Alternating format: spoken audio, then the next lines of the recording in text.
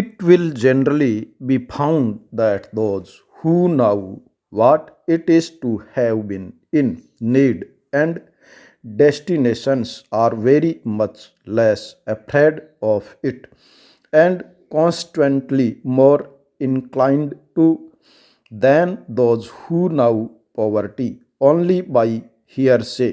People who have been born and bred in good circumstances and are, as a rule, much more careful about the future, more economical, in fact, than those who, by a piece of good luck, have suddenly passed from poverty to wealth. This book is if poverty was not really such a very things as it appears from a distance. The true reason, however, is rather the fact that the man who has something without which he could no more live than he could live without air. Next, we do admit that there are many kind of evils prevailing in the country. Today, corruption, beriberi, and are ramped everywhere, and not only ordinary people but most responsible administrators are also involved in this dirty. It is essential to put an end to these evils, but we want to urge upon our students and young men that this can be done only through constructive activities and not through destructive ones. The fact is that, as far as possible, students should not disrupt their study by involving themselves in the dirty game of politics, etc. Learning and knowledge are the greatest assets of man. By losing them, he will get nothing but only kicks. Even then, if our students and young men have a desire to reform the nation, we are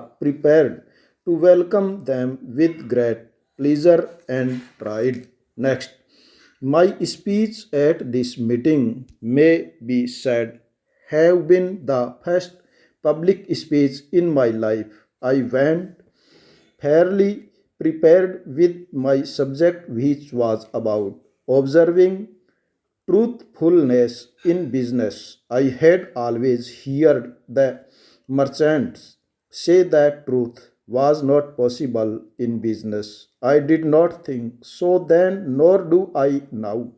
Even today, there are merchant friends who contend that truth is inconsistent with business. Business, they say, is a very practical affair, and truth a matter of religion, and they argue that practical affairs are one thing while religion in quite another. Pure truth, they hold, is out of the question in business. One can speak it only so far as a suitable. I strongly contested the position is my speech and awakened the merchants to a sense of their duty, which was twofold. Their responsibility to be truthful was all the greater in a foreign land because the conduct of a few Indians was the measure of that of the millions of the fellow. Next, Brahman, Brahmacharya means control of the sense in thought, word, and deed. Every day I have been realizing more and more the necessity for restraints of the kind I have detailed above. There is no limit to the possibilities of remunerations, even is there is none to those of brahmacharya. Such brahmacharya is impossible of attainment by limited efforts. For many, it must remain only as an idol, and a sprint after brahmacharya will always be conscious of his will seek out the patience lies in the innermost recess of his heart and will incessantly strive to get rid of them so long as thought is not under complete control of the will. Brahmacharya in its fullness is absent. Involuntary thought is an affection of the mind, and curbing of thought therefore means curbing of the mind, which is even more difficult to curb than the wind. The extents of God within make even control of the mind possible. Let no one think that it is impossible because it is difficult.